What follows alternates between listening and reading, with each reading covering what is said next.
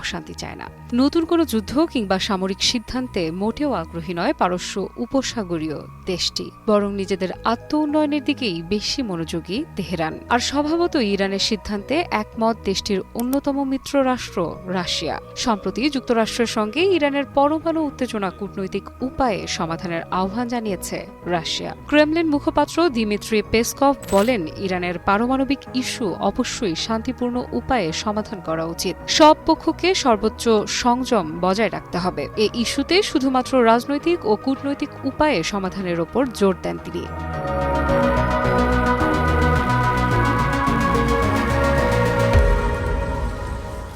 সম্প্রতি যুক্তরাষ্ট্রের president Donald Trump হুমকি দিয়ে বলেন, যদি ইরান যুক্তরাষ্ট্রের সঙ্গে পারমাণবিক কর্মসূচি নিয়ে আলোচনা করতে অস্বীকৃতি জানায় তবে বোমা বর্ষণ শুরু করবে দেশটি। ট্রাম্পের এ ধরনের হুমকির বিষয়ে মন্তব্য করতে গিয়ে পেসকভ বলেন, আমরা